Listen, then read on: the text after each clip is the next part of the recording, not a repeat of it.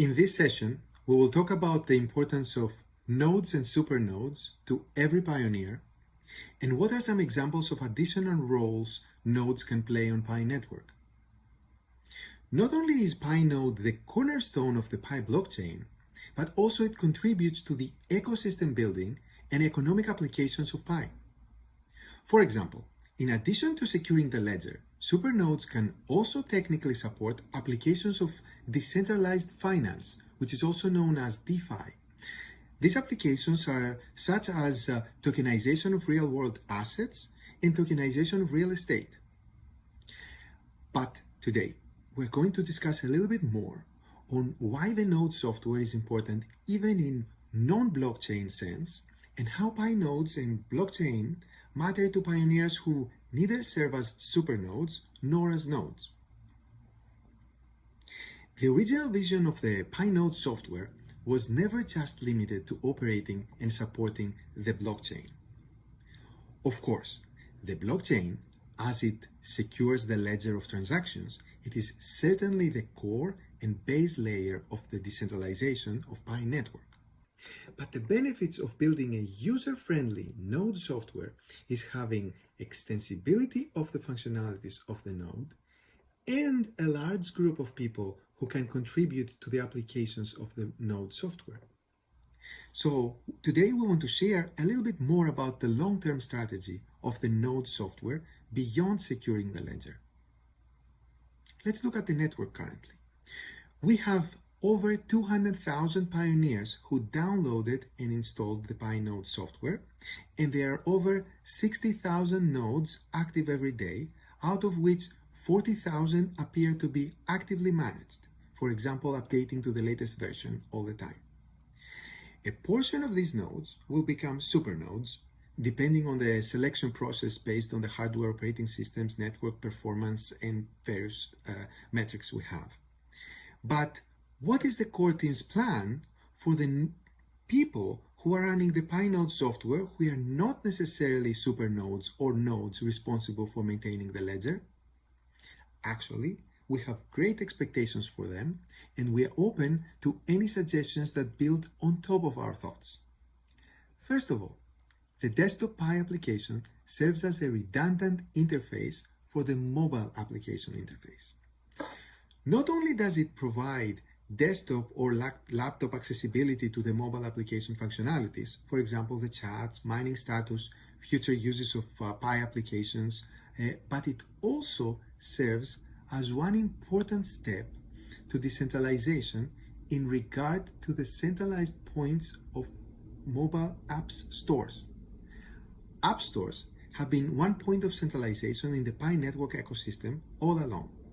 Given the controversy about cryptocurrencies, app stores are particularly strict in reviewing applications related to cryptocurrencies. And we experienced their centralized control over the last couple of years while we were developing Pi network. For example, our mobile application had to go through very rigorous review cycles before it gets approved and later on to stay live. And we also saw other legitimate applications sometimes getting completely delisted from app stores for various reasons.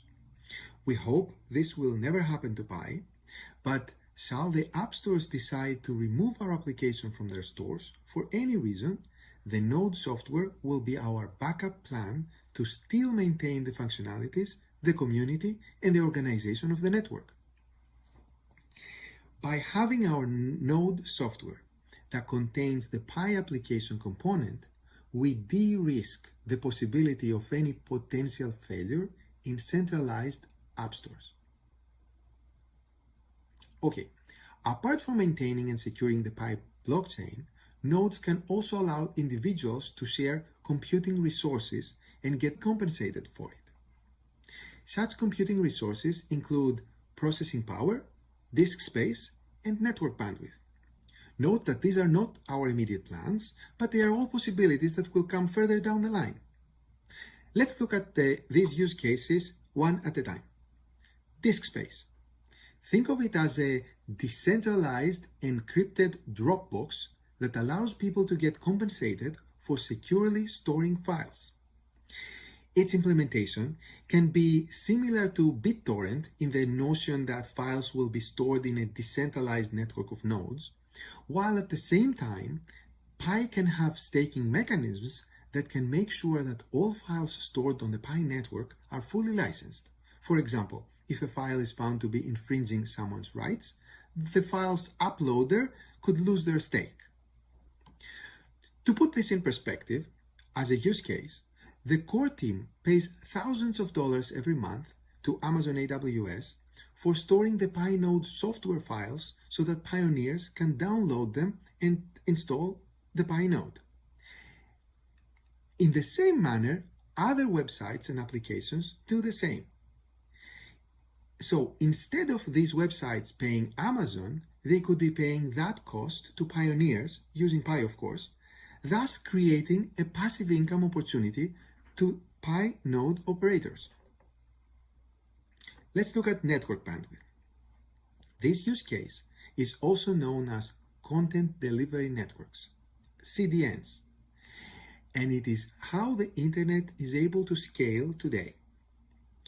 For example, the Pi application, like any other app or website on the internet, contains both graphics, images, videos, and media, and it needs to ask the server individualized questions. For example, what is my Pi balance right now? So while the individualized questions must reach a Pi database to be answered, the vast majority of the graphics and media are the same for all members and can be actually answered by a decentralized server near that person. So, for example, when a pioneer in Paris opens her app, the Pi logo comes to her from a server in Paris operated by our CDN provider, while her balance comes from Pi's database in San Francisco. This process helps speed up the application tremendously because the majority of the data can be delivered fast from a nearby data center or computer, and they don't need to travel long distances through the Pacific Ocean. And that's something that all major apps on the internet do. They use CDN to deliver their content. Once again, to put this in perspective, the core team spends thousands of dollars a month to our CDN providers. But for Pi Network, with a distributed node network, there should be no need for such an intermediary CDN when there's tens of thousands of Pioneer nodes in every corner of the world. There's probably a Pioneer closer to you than any of the CDN servers. There may be one in the same building that you are right now. What if Pi nodes could utilize their unused network bandwidth to function as a decentralized CDN? If we were able to create such a CDN marketplace for pioneers, they could be receiving additional passive income for operating their nodes. Let's look at processing power. Every computer has one or more processors. These are called CPUs. And those CPUs are mostly unused during the day and completely unused during the night when the person is sleeping. Think of your processor more like your car. It is mostly sitting in your parking lot waiting for you to use it when you need it. At the same time, there are a lot of companies paying large monthly fees renting servers from cloud providers such as Amazon AWS. So potentially Pi Network could match those companies with pioneers who are interested in renting out their unused CPU time. According to our Pi node stats, every day there are over 380,000 CPU cores operated by Pi nodes, and they are unused about 69% of their time on average.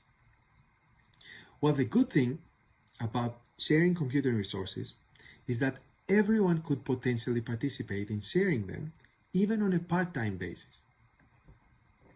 Moreover, due to the way we structured the Pi node software technically, these functionalities can be implemented as Docker containers on top of our node software, and therefore the development of such modules doesn't necessarily have to come from the core team. Okay, take these ideas I presented today as food for thought. Add your own creative ideas to it and come build the future together.